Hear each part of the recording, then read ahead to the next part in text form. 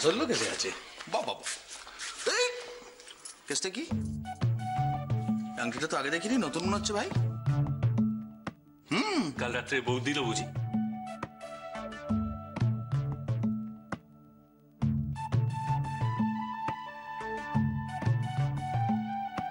শোনো দাদু ভাই, পরশুদিন কিন্তু তোমাকে আবার ওই অষ্টমঙ্গলায় তোমার শ্বশুর বাড়িতে যেতে হবে। হ্যাঁ, সেখানে আবার 13 রাত্রি থাকতে হবে।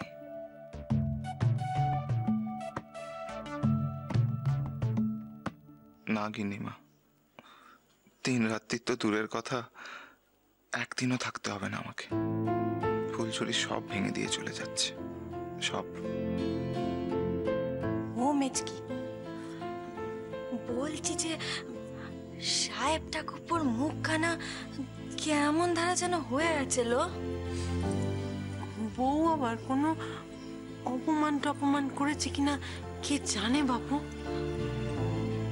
কাল সবে ফুলসজ্জে গেল, আর আজ সাহেব ঠাকুরপুর মুখখানা দেখো দেখিনি। কে বলবে কাল সবে ফুলসজ্জে হলো? কাল রাতে বুঝি জগরাজাটি কিছু করেছে ও মেয়ে।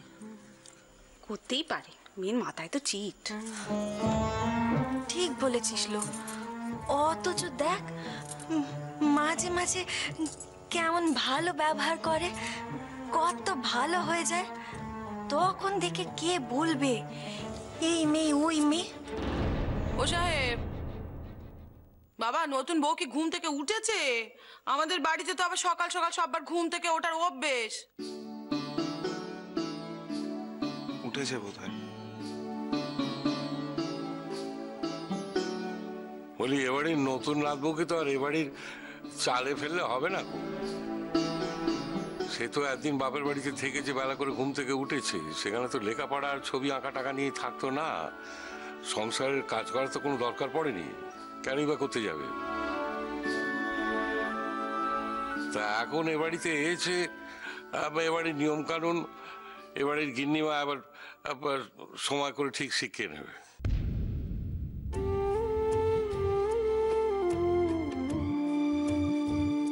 হ্যাঁ, বেতন থেকে চাপ দিলে তো মুশকিল।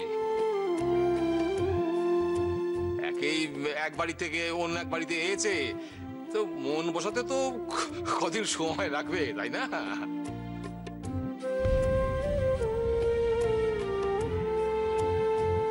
হ্যাঁ, থাক না, থাক থাক, ও নিজের মতো থাক। এ মেয়ে তো একটু খেয়ালি মেয়ে, একে জোর করলে চলবে না।